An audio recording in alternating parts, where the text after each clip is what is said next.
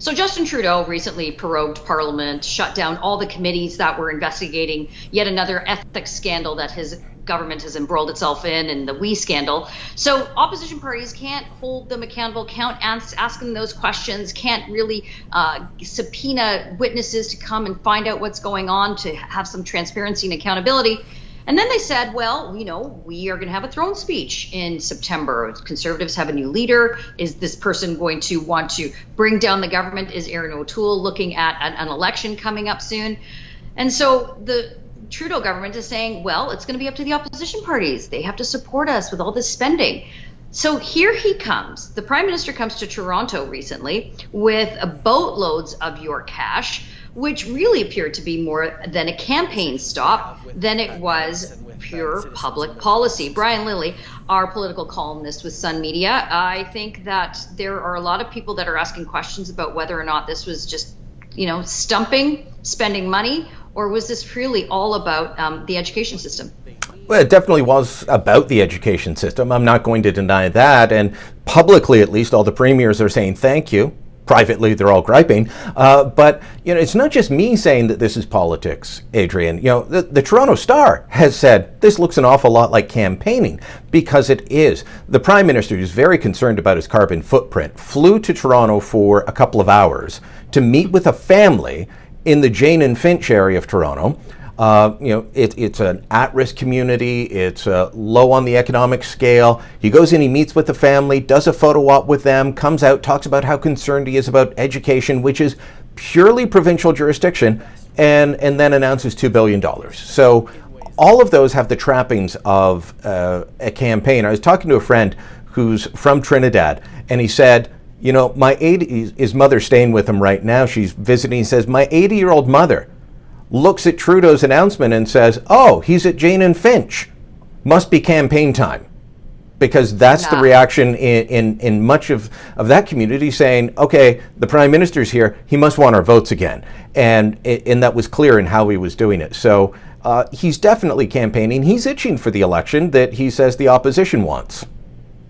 It's clear that there's a lot of cynicism from you and I, having seen this, covered this, dealt with this for many years. I think we can be forgiven for our giant question mark that we put on this when we see something that is so blatantly campaigning to us. But let's just take away that aspect of it for just a moment and just look at the announcement itself. So we know that school boards all across this country, provincial and municipal governments all across this country, have for months now trying to come up and craft some sort of reasonable plan for a back to school. Parents need it, students need it, teachers need it.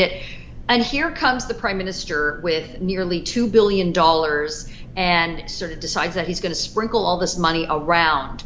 The substance of the announcement in of itself, you mentioned that some premiers are publicly facing saying this is great, but privately, what is the issue with this announcement in of itself? Well, it's that it came on, what date are we now? We're August 27th. He made it on August 26th. In parts of Quebec, and Quebec is furious about this, by the way, because it is purely provincial jurisdiction. The federal government has never had a role in elementary and secondary education. Kids are already going back to school. In British Columbia, Premier John Horgan, he's not too happy. And he's New Democrat, by the way, so this goes across political stripes. Horgan's not happy because his kids are going back to school in that province, and now the Teachers Federation is saying, oh, we've got to delay school until we can spend all of this federal money. I've talked to people in multiple provincial governments who say, none of us asked for this, and the premiers have had 17 phone calls with the Prime Minister. He didn't raise this until the latest one. They had a bunch of negotiations over a safe economic restart. He never once suggested he wanted to do this, never once did it. It is about politics. It is about Justin Trudeau coming in to save the day, to be the white knight. And guess what? It also plays into his electoral success. One group, especially in Ontario, which is where he needs to win the election, that he needs is organized labor.